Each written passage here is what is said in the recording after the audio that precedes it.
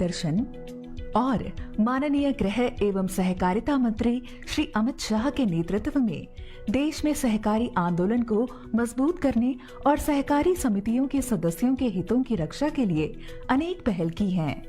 इसी क्रम में सहारा समूह की सहकारी समितियों के जमाकर्ताओं की वैध जमा धनराशि के भुगतान संबंधी शिकायतों के समाधान के लिए सहकारिता मंत्रालय के आवेदन पर भारत के माननीय सर्वोच्च न्यायालय ने 29 मार्च 2023 को एक आदेश दिया।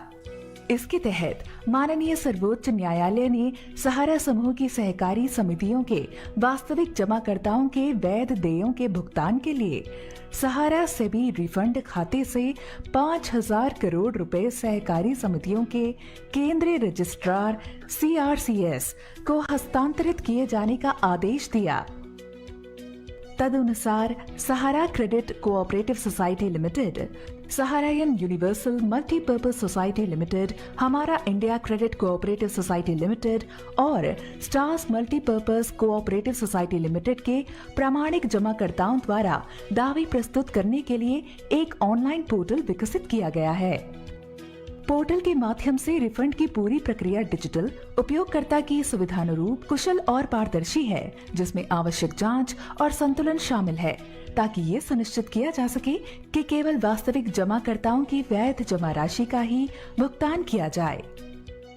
इन समितियों के प्रामाणिक जमाकर्ताओं से अनुरोध है कि वे सहकारिता मंत्रालय, भारत सरकार की वेबसाइट https://cooperation.gov.in के माध्यम से पोर्टल पर लॉगिन कर अपने सभी दावे एक ही बार में ऑनलाइन जमा करें और दावे एवं जमा धनराशि के प्रमाण के रूप में आवश्यक दस्तावेज अपलोड करें।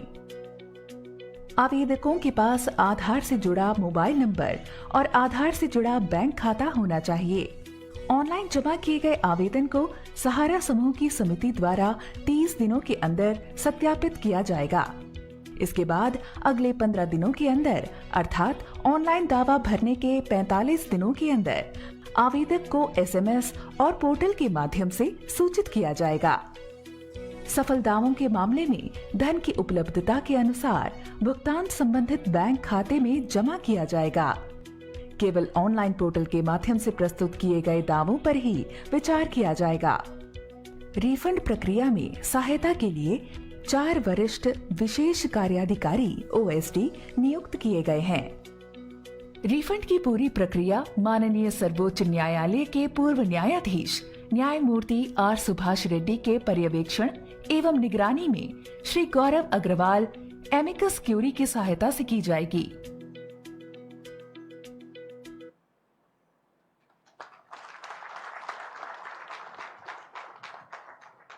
अब मैं आग्रह करना चाहूंगी इस समारोह के मुख्य अतिथि माननीय गृह एवं सहकारिता मंत्री जी से कि वे रिमोट बटन दबाकर रिफंड पोर्टल का शुभारंभ करें।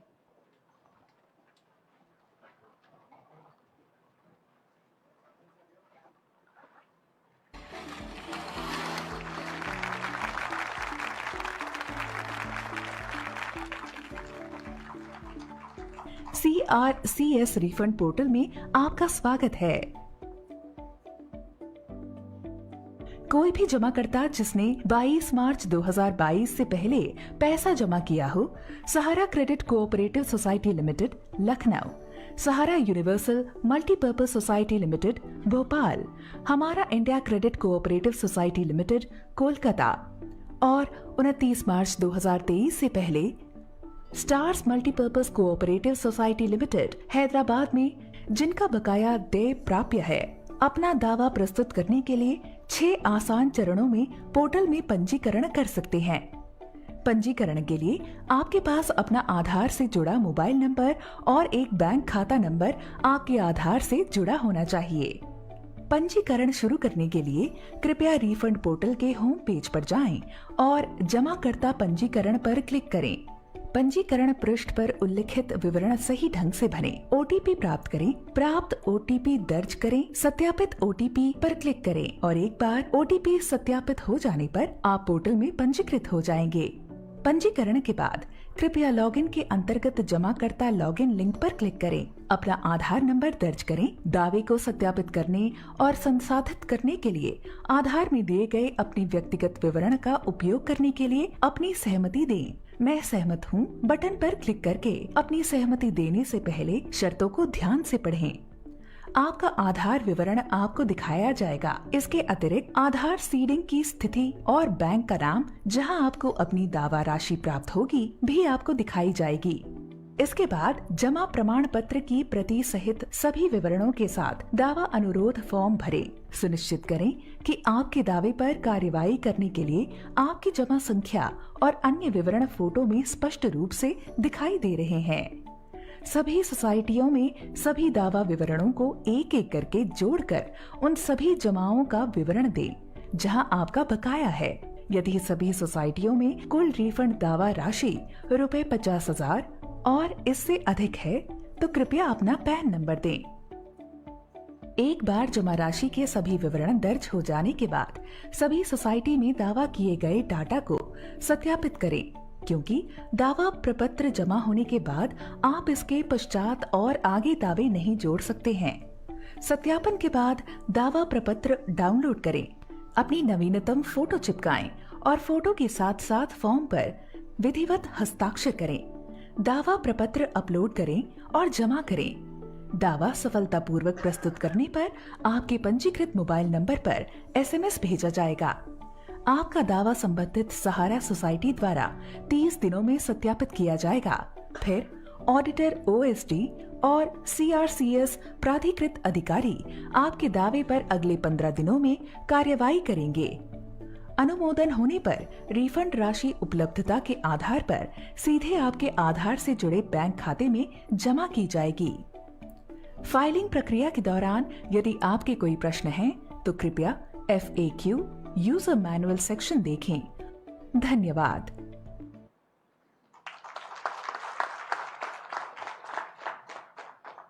माननीय गृह एवं सहकारिता मंत्री जी से विनम्र आग्रह है कि वे सभा को संबोधित करें।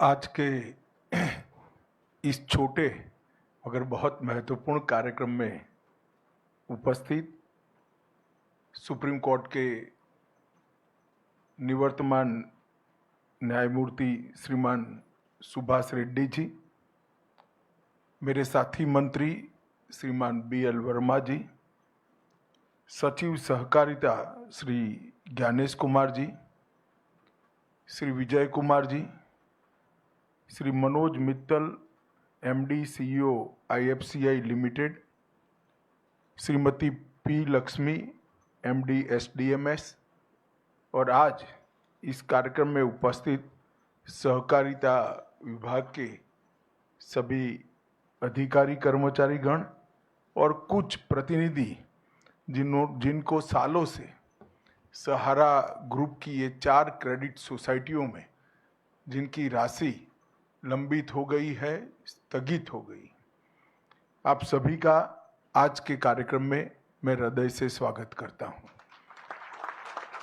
मित्रों, ये छोटा सा परंतु महत्वपूर्ण कार्यक्रम है। ये कार्यक्रम का महत्व 2 दृष्टि से है। एक तो करोड़ों ऐसे लोग जिनकी गाढ़ी कमाई एक 4 क्रेडिट कोऑपरेटिव सोसाइटियों के अंदर स्थगित हो गई। घोटाले का आरोप लगा, कोर्ट केस हुए, एडमिनिस्ट्रेटर अपॉइंट हो गए हैं। एडमिनिस्ट्रेटर अपॉइंट होते ही ED, इनकम टैक्स, अलग अलग सरकारी संस्थाओं ने अपने अटैचमेंट कर दिए और ये सब कानूनी लड़ाई में कहीं ना कहीं जो निवेशक है, जिसने अपनी गाड़ी पसीने की कमाई इसमें लगाई है, इसके प्रति किसी का ध्यान नहीं जाता था। और ये कोई पहली ऐसी कहानी नहीं है। कहीं पर भी इस प्रकार के घोटाले का आरोप लगता है या घोटाले होते हैं तो तुरंत ही मल्टी एजेंसी सीजर हो जाता है। और मल्टी एजेंसी सीजर को मैं मानता हूं कि ब्रह्मा जी पर पृथ्वी पर आए तो इसको उठा नहीं सकते, क्योंकि कोई एजेंसी इसमें निवेशक का विचार नहीं करती, अपने अपने इंटरेस्ट का विचार करती है। और इसी के कारण एक बहुत बड़ी असुरक्षा की भावना और अविश्वास की भावना कोऑपरेटिव सोसाइटियों के प्रति बनी। जब मोदी जी ने एक निर्णय लिया कि इस देश में 70 करोड़ लोग ऐसे हैं जिनके पास पूंजी नहीं है, 70 करोड़ लोगों का ऐसा समूह जिनके पास पूंजी नहीं है, परंतु वो देश के विकास को कंट्रीब्यूट करना चाहता है, देश के विकास में अपना योगदान करना चाहता है, तो कैसे करे? जिनके पास पूंजी नहीं है और कुछ उद्यम करना चाहते हैं, जिनके पास पूंजी नहीं है कोई उद्योग डालना चाहते हैं, जिनके पास पूंजी नहीं है और कुछ प्रवृत्ति करना चाहते हैं, इनके लिए कोऑपरेटिव आंदोलन के अलावे और कोई रास्ता नहीं है। क्योंकि सहकारिता आंदोलन ही एकमात्र आंदोलन है कि जिसमें छोटी छोटी पूंजी का कुल योग बनाकर ढेर सारे लोगों को मिलाकर एक बड़ी पूंजी की निर्मित कर एक बड़ी चीज को साकार किया जा सकता है। मैं आज हमारे यहां जो दूध उत्पादन के क्षेत्र में कोऑपरेटिव क्रांति हुई है उसका मैं जरूर उदाहरण देना चाहता हूं। सिर्फ गुजरात में 36 लाख बहनें हर रोज दूध का उत्पादन करती हैं और दूध का उत्पादन कर प्रोसेस कर इसको देश भर में और दुनिया भर में पहुंचाया जाता है। और ये 36 लाख बहनों में से एक भी बहन ने 100 रुपये से ज्यादा निवेश नहीं किया है, सिर्फ 100 रुपया, मगर 36 लाख बहनों ने 100 रुपया निवेश किया है। उसमें से अमूल बना और आज वो बहनों की सालाना इनकम 60,000 करोड़ रुपया है।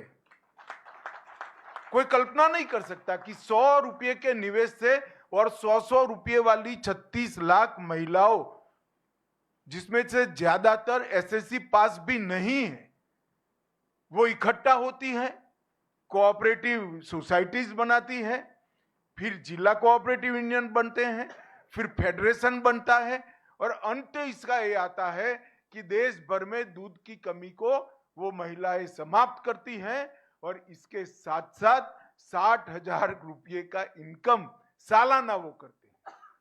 अब इससे बड़ा कोई उदाहरण नहीं होता। और इसके आधार पर देश भर में कई सारे कोऑपरेटिव डेयरी के मॉडल बने हैं। अलग अलग राज्यों में, कर्नाटक में बना, मध्य प्रदेश में बना, मुंबई महाराष्ट्र में बना, पटना में बना, बिहार में बना और सफल मॉडल हुए। और इस सब का योग मिला लें तो 2.5 करोड़ बहनें आज पशुपालन कर देश की दूध की कमी को समाप्त भी कर रही हैं और जीडीपी में कंट्रीब्यूट भी कर रही हैं। ये तो उदाहरण हुआ एक सफल कोऑपरेटिव का, मगर कई बार घपले घोटाले के आरोप भी होते हैं और जो छोटे छोटे लोग इसमें निवेश करते हैं उनकी पूंजी जाया जाती है सालों सालों तक। सहारा का ही उदाहरण ले लीजिए, कितने सालों तक सुप्रीम कोर्ट में केस चला, सभी एजेंसियों ने इनकी प्रॉपर्टी सीज कर दी, अकाउंट सीज कर दे, एक सीजर हो तो उसका रास्ता निकाले, 7-8 एजेंसियों ने सीजर कर दिए। अब ऐसा जब होता है तो कोऑपरेटिव आंदोलन की विश्वसनीयता, क्रेडिट सोसाइटियों की विश्वसनीयता समाप्त होती है। इसलिए मोदी जी ने जो मंत्रालय बनाया उसके बाद हमने इनिशिएटिव लिया, सभी स्टेक होल्डरों को बिठाया। इसमें आप लोगों को नहीं बिठाया था क्योंकि आपका रिप्रेजेंटेटिव मैं हूं। जो निवेश करता है उनको नहीं बुलाया था। हमने सेबी वालों को भी बुलाया, ईडी वालों को भी बुलाया, इनकम टैक्स वालों को भी बुलाया, सीरियस फ्रॉड ऑर्गेनाइजेशन वालों को भी बुलाया, सीबीआई वालों को भी बुलाया और अधिवक्ताओं को भी बुलाया, लॉ ऑफिसर्स को भी बुलाया। सबके साथ मिलकर हमने कहा कि हम क्या एक ऐसी व्यवस्था कर सकते हैं जिससे सभी लोग अपने दावों के ऊपर उठकर जो छोटा निवेशक है इसकी चिंता कर सकते हैं। और मुझे आनंद है कि सभी एजेंसियों ने मिलकर एक सुप्रीम कोर्ट में याचिका दायर की और सुप्रीम कोर्ट ने भी एक ऐतिहासिक फैसला लिया कि सभी एजेंसियां जब सहमत है तो एक सुप्रीम कोर्ट के पूर्व न्यायाधीश जी की अध्यक्षता में एक कमेटी बनाई जाए और उनके निर्देशन से ये पारदर्शी भुगतान की शुरुआत की जाए। और ट्रायल बेस पर आज ये पारदर्शी भुगतान की शुरुआत 5,000 करोड़ रुपए से कर रहे हैं हम। ये 5,000 करोड़ रुपया निवेशकों को वापस लौटाने की शुरुआत होगी और ये 5,000 करोड़ रुपया जब पूरा वापस हो जाएगा, हम फिर से सुप्रीम कोर्ट के सामने जाएंगे और कहेंगे कि इतने निवेशक बचे हैं और बाकी का भुगतान भी करें। आज जो पोर्टल लॉन्च हुआ है, वो पोर्टल से लगभग 1 करोड़ निवेशकों को, क्योंकि हमने तय किया है कि पहले 10,000 रुपया तक की राशि को हम भुगतान करेंगे। जिनका 10,000 तक का निवेश है वो, और जितना भी निवेश हो उसमें से 10,000 रुपया। ये ट्रायल बेस है और ये पोर्टल के माध्यम से इसको ऑनलाइन सबको निमंत्रित करेंगे। पूरे डेटा को ऑनलाइन कर दिया गया है चारों सोसाइटियों के, और सीरीज ऑफ मीटिंग कोऑपरेटिव मंत्रालय के, सहकारिता मंत्रालय के अधिकारियों ने की है। हमारे जो स्टॉक होल्डिंग के साथी बैठे हैं उन्होंने भी बहुत बड़ा इनिशिएटिव दिया है। मैंने उनको चाय पर बुलाया था, मैंने बोला इसमें कमाई आपको चौनी भी नहीं होने वाली है, मगर ये सेवा का काम है, आप तत्परता से करिए। मैं स्टॉक होल्डिंग का भी धन्यवाद करना चाहूँगा कि इन्होंने बड़े मन से इसमें हमारा सहयोग किया है, और रेड्डी साहब ने भी 3 से 4 बार मीटिंग कर इसको गति दी है। मेरा मीटिंग करना तो स्वाभाविक है, मगर सुप्रीम कोर्ट के निवृत्त न्यायमूर्ति जब आपकी परेशानी को समझ